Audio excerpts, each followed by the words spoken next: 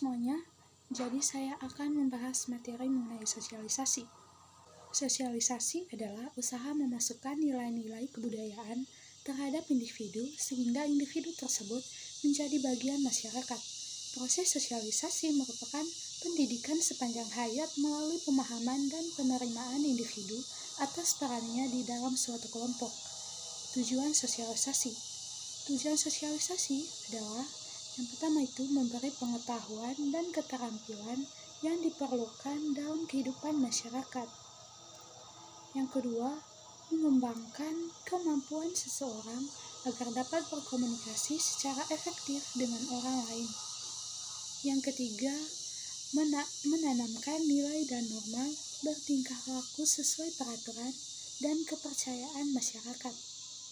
Yang keempat, untuk memahami peran dan status sosial masing-masing individu. Yang berikut ada fungsi sosialisasi.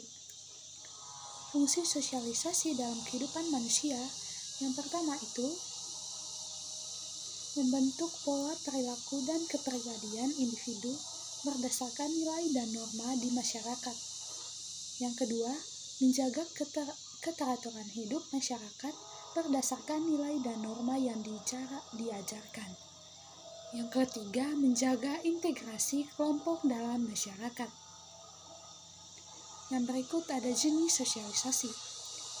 Ada 2 jenis sosialisasi dalam kehidupan bermasyarakat, yakni sosialisasi primer dan sekunder.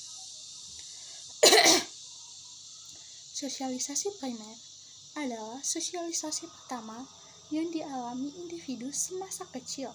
Sosialisasi ini menjadi pintu masuk bagi seorang dalam kehidupan masyarakat. Nah, sosialisasi primer merupakan tempat menanamkan nilai budaya yang dianut keluarga seperti aturan, agama, dan kepercayaan. Sosialisasi sekunder adalah proses sosialisasi lanjut yang mengenalkan individu pada berbagai sektor baru dalam masyarakat, contohnya pada sekolah. Pengertian kepribadian. Nah, kepribadian atau personality berasal dari kata persona. Kata tersebut merujuk pada kedok atau topeng, yaitu sebuah penutup muka yang kerap digunakan oleh pemain drama panggung, di mana hal tersebut menggambarkan sebuah perilaku kepribadian dan watak seseorang. Biasanya topeng tersebut digunakan oleh para pemain drama di zaman Romawi. Bagi bangsa Roma, persona memiliki arti tentang bagaimana seseorang tampak di hadapan orang lain.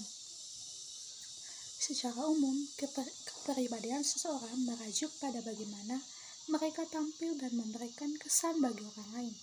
Jadi, dapat kita simpulkan bahwa kepribadian secara umum itu bersifat lemah, sebab mereka hanya menilai perilaku seseorang, bisa diamati saja dan tidak menganggap bahwa mungkin ciri-ciri tersebut akan berubah seiring berjalannya waktu. Selain itu, definisi tersebut juga tergolong lemah karena sifatnya yang evaluatif atau menilai. Bagaimanapun, pada dasarnya, kepribadian seseorang tidak bisa dinilai dengan baik ataupun buruk, sebab hal itu bersifat netral. Menurut Agus Sujanto, DDK 2004 mengungkapkan bahwa kepribadian seseorang merupakan suatu totalitas psikofisik yang cukup kompleks dari tiap individu, sehingga akan tampak dalam tingkah laku mereka yang unik. Kemudian kepribadian menurut Kartin Kartono dan Dali Gulo dan Sarkawin mengatakan bahwa kepribadian merupakan tingkah laku dan sifat khas seorang yang bisa membedakannya dengan individu lain. Selain itu, mereka juga menuliskan bahwa personality adalah sebuah integrasi dari karakteristik yang terstruktur minim pola tingkah laku, kemampuan, dan juga potensi yang dimiliki oleh seseorang. Kepribadian adalah semua hak yang dimiliki oleh seseorang. Sementara itu, Alport menganggap personality sebagai susunan dari sistem psikofisik yang bersifat dinamis dalam diri seseorang. Hal itu yang menentukan penyesuaian seseorang terhadap lingkungannya. Sistem psikofisik yang dimaksud meliputi sikap, kebiasaan, keyakinan, nilai, keadaan emosional, perasaan, dan juga motif yang sifatnya psikologis.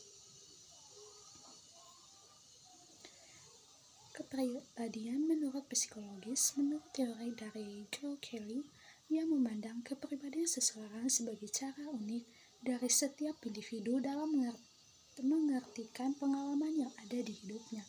Sedangkan menurut Gordon Allport menuliskan bahwa kepribadian sebagai sesuatu yang ada di dalam diri setiap individu yang nantinya akan membimbing dan juga memberi arahan pada semua tingkah laku seseorang. Lebih detailnya, menurut Allport, kepribadian merupakan suatu organisasi yang bersifat dinamis dari sistem psikofisik individu yang bisa menentukan pihak serta tingkah laku seseorang secara khas. Ia juga mengungkapkan istilah sistem psikofisik dengan tujuan untuk menunjukkan raga dan juga jiwa manusia merupakan suatu sistem yang terpadu dan tidak bisa dipisahkan. Kemudian di dalam kedua hal tersebut selalu terjadi interaksi dalam mengarahkan tingkah laku dari mereka sendiri. Sementara istilah khas yang digunakan Allport itu berarti bahwa semua orang yang ada di dunia ini mempunyai kepribadian mereka sendiri. Tidak akan ada orang yang mempunyai kepribadian yang sama. Oleh karena itu, tidak akan ada orang yang berperilaku sama. Sedangkan Sigmund Freud mengungkapkan kepribadian sebagai sebuah struktur yang terdiri dari 3 macam sistem, yaitu sistem ide, ego, dan superego. Ia juga mengungkapkan tentang definisi tingkah laku, yaitu sebuah hasil dari konflik dan juga rekonsiliasi dari ketiga sistem kepribadian tersebut. Tipe kepribadian menurut para ahli. Yang pertama itu setiap individu manusia mempunyai tipe kepribadian yang berbeda, dan adanya yang memiliki karakter lemah lembut, periang, dan ramah. Ada pula yang mempunyai kepribadian lain seperti pemalu, keras kepala, dan lainnya. Ada banyak sekali tipe kepribadian seperti yang diungkapkan oleh para ahli, mulai dari Hippocrates dan Gollancz, C. G. Jung, Gret, Habermas, dan juga Edward Spranger. Para ahli tersebut memberikan sebuah pandangan dan pendapat mengenai tipe kepribadian dari sudut pandang yang berbeda. Tipe kepribadian menurut Hippocrates dan Gollancz. Menurut kedua ahli di atas, tipe kepribadian manusia dibagi menjadi 4 macam. Antara lain, yang pertama sanguinis. Tipe kepribadian yang satu ini ditandai dengan adanya sifat yang hangat, bersemangat, lincah, meluap-luap, dan individu yang menyenangkan. Seseorang yang memiliki kepribadian ini lebih mudah terpengaruh dan mudah dimasuki oleh pikiran serta perasaan yang meledak-ledak. Kepribadian sanguinis adalah orang yang sangat ramah terhadap orang lain, sehingga mereka akan dianggap sebagai orang yang cukup ekstrovert. Yang kedua, koleris. Koleris ini adalah tipe kepribadian selanjutnya adalah koleris. Orang yang memiliki kepribadian ini biasa akan tampil lebih hangat, aktif, pasif, sebat, cepat, berkeinginan keras, dan cukup independen. Mereka akan cenderung lebih tegas dan memiliki pendirian yang keras. Selain itu, mereka juga mudah dalam membuat sebuah keputusan bagi dirinya sendiri dan orang lain. Mereka tidak memerlukan gerakan dari luar.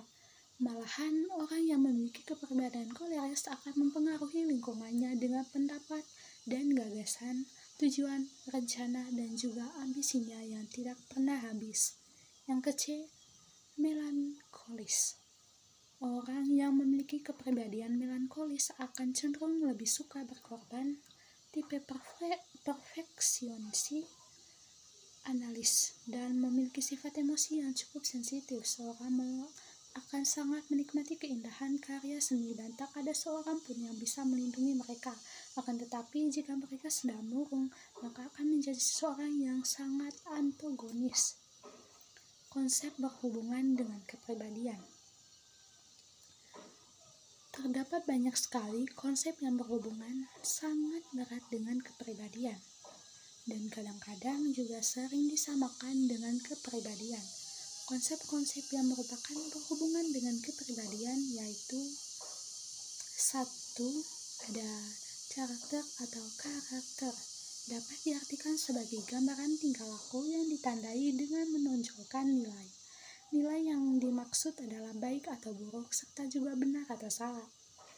Temperamen atau sering disebut dengan temperamen, yaitu diartikan sebagai kepribadian yang sangat keras sekali mempunyai kaitan dengan determin fisiologis atau bisa juga biologis.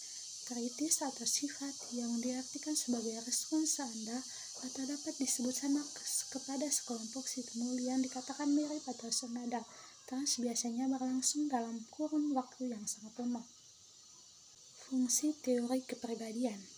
Pada dasarnya, teori kepribadian yang didasarkan pada teori ilmiah ini mempunyai dua fungsi, yaitu deskriptif dan prediktif. Begitu juga dengan teori kepribadian, berikut penjelasan lengkap mengenai fungsi deskriptif dan prediktif dari teori kepribadian. 1. Fungsi deskriptif. Fungsi deskriptif dapat menjelaskan dan menggambarkan, merupakan teori kepribadian yang secara lengkap menjelaskan atau menggambarkan sebuah perilaku kepribadian manusia secara terperinci, lengkap, dan sistematis. Pertanyaan-pertanyaan yang dilontarkan mengenai apa saja, mengapa, dan bagaimana seputar perilaku manusia ini dan dijawab dengan fungsi deskriptif. Yang kedua ada fungsi prediktif. Selain menjelaskan mengenai apa, mengapa, dan bagaimana tingkah laku manusia yang dialami dalam kehidupan sehari-hari, teori kepribadian juga harus bisa memperkirakan dan menentukan apa, mengapa, dan bagaimana tingkah laku manusia di masa yang akan datang. Oleh karena itu, teori kepribadian ini harus mempunyai fungsi yang prediktif. Ciri-ciri kepribadian dan dibagi menjadi dua. Yang pertama itu ciri atau kepribadian yang sehat. 1. Dapat menilai dirinya sendiri secara realistik, mampu menilai diri sendiri apa adanya dan jujur tentang kelebihan dan kekurangannya, secara fisik, pengetahuan, bahkan keterampilan dan sebagainya. Yang kedua, mampu menilai situasi dan kondisi secara realistik dan baik, maupun menghadapi situasi atau kondisi kehidupan yang dialaminya dengan realistik dan mampu menerima secara wajar dan tidak mengharapkan kondisi kehidupan itu sebagai suatu yang sempurna di mata orang lain. Yang kepribadian yang tidak sehat. 1. Mudah marah atau tersinggung. Yang kedua, menunjukkan kekhawatiran dan kecemasan pada dirinya. Yang ketiga, sering merasa tertekan atau stres dan juga depresi. Yang keempat, memiliki sikap yang kejam serta suka mengganggu orang lain yang mempunyai usia lebih muda atau juga kepada binatang.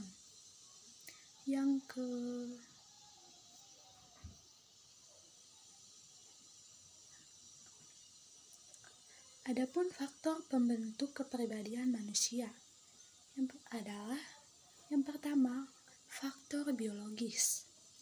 Faktor pembentuk kepribadian manusia yang pertama adalah aspek biologis atau dari gen keturunan. Faktor lingkungan dan juga faktor budaya, faktor situasi, faktor pengalaman kelompok. Yang berikut ada agen sosialisasi. Agen sosialisasi adalah orang, kelompok, atau lembaga yang mengajak atau mengaruhi orang lain untuk dapat menyesuaikan diri dengan nilai-nilai dan norma yang berlaku dalam suatu lingkungan masyarakat. Akan tetapi, di masyarakat, sosialisasi yang dijalani oleh individu atau situasi konflik pribadi karena kekacauan oleh agen sosialisasi yang berlainan sebagaimana telah dikutip dari buku Hidup Bermasyarakat oleh Dwi Ananta De Vries STMTS.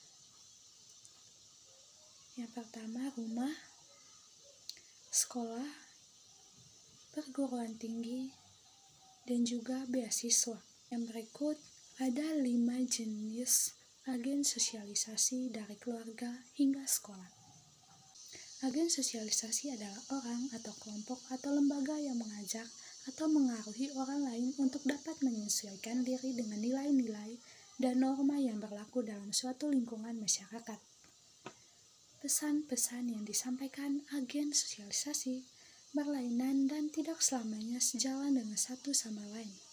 Apa yang diajarkan oleh satu keluarga kemungkinan berbeda dan bisa jadi bertentangan dengan apa yang diajarkan oleh agen sosialisasi lainnya.